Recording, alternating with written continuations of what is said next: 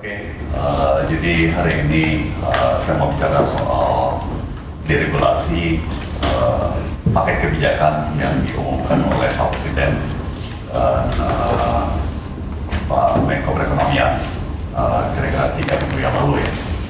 Jadi sejak itu sudah ditindaklanjuti oleh kementerian-kementerian, sidang antara kementerian siang malam, segera ratusan jam itu dirapatkan oleh tim teknis, dan minggu ini kita mulai menerapkan secara kebijakan ya. Jadi saya beri contoh di Kemendak itu sebagai bagian dari paket 1 deregulasi itu ada 32 peraturan Menteri Perdagangan yang kami mau rubah atau cabut. 24 menyangkut debirokratisasi dan 8 itu menyangkut deregulasi. Nah, perlu dimengerti bahwa kebijakan ini cukup rumit, kompleks, karena aspek hidup kita yang mana saja pasti menyangkut multidimensi. Tapi kan sekarang kita mau ngomong cengkeh, ya kan, impor cengkeh atau ekspor cengkeh. Tentunya saya harus melibatkan Kementerian Pertanian, ya kan, Kementerian Perindustrian, karena itu menyangkut industri rokok. Ya, jadi nggak bisa satu kementerian jalan sendiri tanpa mengajak kementerian-kementerian terkait. Ya, jadi ini yang membuat kebijakan dan proses penerbitan kebijakan menjadi sedikit rumit. Tapi saya cukup kagum kalau dilihat dari standar-standar yang berlaku di birokrasi, ini bergerak sangat kilat, sangat cepat. Ya, jadi dalam kurun waktu 3 minggu sejak pengumuman, ya 2,5 minggu, cuma 2 minggu. Oke. Rasanya udah kayak 3 minggu. Permendak sudah bisa saya tanda tangan 9 biji. Ya. Jadi ini lumayan. Sekali lagi, seumur hidup saya nggak pernah melihat kementerian bergerak demikian cepat. Ya.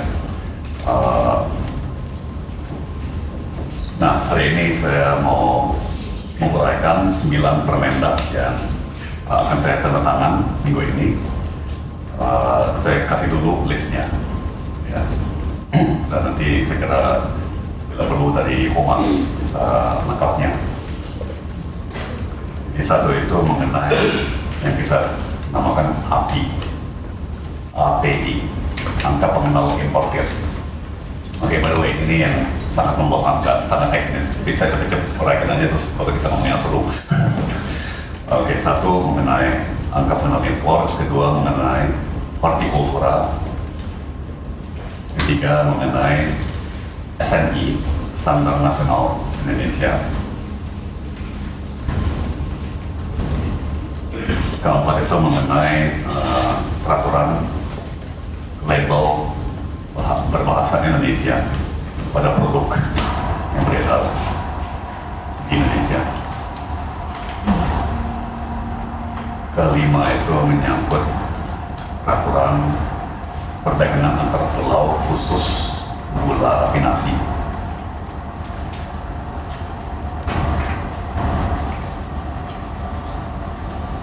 Keenam menyangkut peraturan yang mengatur impor cengkeh. 7 itu berkaitan dengan cakram optik, baik cakramnya sendiri maupun bahan baku untuk membuat cakram tersebut.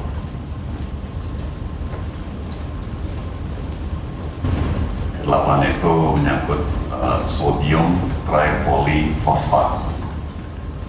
Nah, ini membosankan sekali, sangat teknis. STBP, sodium tripolyfosfat. Dan ke-9 dan terakhir menyangkut industri ban mobil.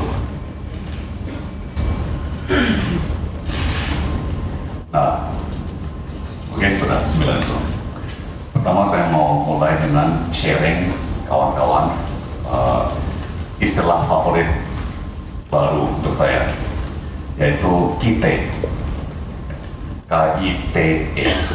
Ya, itu di birokrasi kita ketahui, apalagi di Mendak dan Menperin. Ya. Kemudahan impor, tujuan ekspor. Kemudahan impor, tujuan ekspor. Jadi dari Kemendak, ya, apa spirit regulasi? Ada dua. Pertama, penyederhanaan yang drastis pada proses-proses perizinan dan peraturan, yang mengurangi beban administrasi, beban perizinan yang sangat menyulitkan bagi pelaku usaha. Kedua, saya mau mengatur impor itu lebih strategis. Saya mau mengatur impor itu secara lebih strategis. Begini, tidak semua impor itu buruk dalam pengertian makroekonomi. Ada yang buruk, ada yang baik. Ya, kita pakai akal sehat aja. Misalnya impor barang-barang konsumsi mewah, ya itu dari segi makroekonomi ya memang wajar sampai tingkat tertentu, ya, tapi di lain sisi kita bisa mengerti kalau kita lagi kesulitan valuta, ya itu pemborosan devisa. Atau misalnya kalau kita malas membangun industri lokal, ya kan, kita bisa dengan mudah mengimpor. Itu seperti kecanduan impor, kan? Malas deh, susah buat untuk bangun industri lokal, karena udah lebih gampang untuk mengimpor. Itu dari sisi makroekonomis itu kebiasaan yang buruk. Tapi sekarang saya kasih contoh, kalau umpamanya kita mau mengimpor barang modal, mesin, peralatan, yang kemudian meningkatkan produktivitas kita, memungkinkan industri berjalan atau memberikan nilai tambah yang lebih besar. Tentunya itu import yang positif atau konstruktif. Nah, tujuan kami dengan paket deregulasi ini, ya, yang kedua, yang pertama kan penyederhanaan. Kedua ini adalah untuk memilah-milah secara lebih teliti. Jangan sampai kita pukul rata semua, sehingga di samping tanda kutip impor buruk, juga tersendat-sendat yang saya istilahkan impor strategis atau impor yang produktif.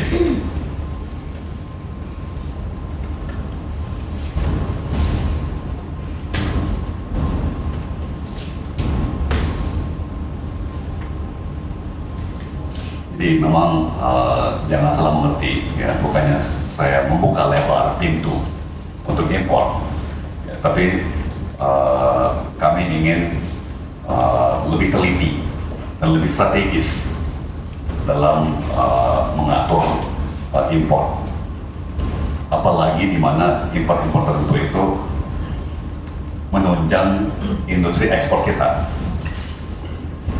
Makanya tadi saya bilang KITE, kemudahan impor, tujuan ekspor. Itu saya kira paling ilustratif.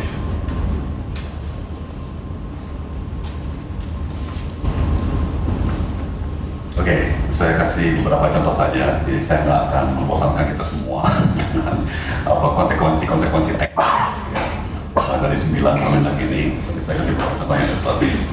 Oke, saya mulai dengan yang paling terakhir, yaitu industri ban mobil.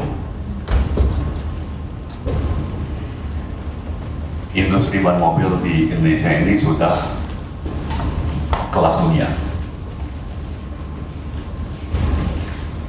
Kita sudah lama menjadi net eksportir ban. Dan dengan berkembangnya perekonomian Indonesia, perusahaan-perusahaan ban seperti Goodyear, Bridgestone, Pirelli, Michelin, dan Gajah Tunggal itu berencana untuk terus berinvestasi untuk ekspansi di Indonesia.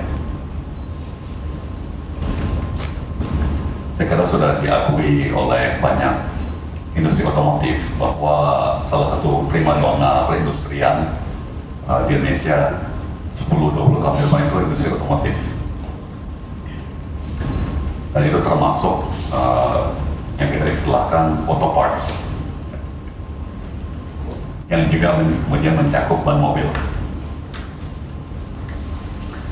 Nah, kalau kita ngomong industri ban atau perusahaan ban mobil, itu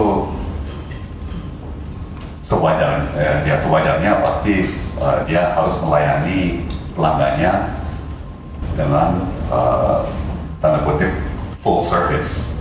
Dia harus bisa menyediakan semua jenis ban. Nah, saya kasih contoh beberapa aplikasi ban yang sangat spesialis. Pertama, ban kapal terbang. Ya, jadi ban untuk pesawat terbang. Itu juga dari perusahaannya sama, ya, kita disebutkan 5 itu. Kedua, misalnya kendaraan untuk industri pertambangan, misalnya ya truk untuk mengangkut hasil tambang itu beberapa ton, kadang-kadang bannya itu tingginya 2 meter. Jadi memang bannya spesialis sekali. Ketiga, dan contoh favorit saya, ya, ini ban mobilnya Pak Presiden sendiri. Jadi mobil Pak Presiden itu tentunya tahan peluru, tahan bom, sehingga mobilnya itu sangat berat, dan ban itu kalau ditembak dan kempes tetap bisa berjalan dengan kecepatan tinggi. Nah, cara kita mengatur impor ban kemarin ya dengan mungkin tujuan baik, yaitu untuk melindungi industri lokal. Kita menghambat atau menyulitkan importasi ban, ya kan? Tapi itu contoh kebijakan yang salah sasaran. Karena pertama, industri ban kita pada kelas dunia, tidak lagi memerlukan perlindungan. Kedua, malah menghambat kelancaran berbagai macam industri lain seperti industri airline yang kemudian kesulitan mengimpor ban pesawat, industri pertambangan yang kemudian kesulitan untuk mengimpor ban untuk kendaraan tambang, dan kalau kita nggak hati-hati bentar lagi Pak Presiden pun juga nggak bisa naik mobil itu lagi gitu loh.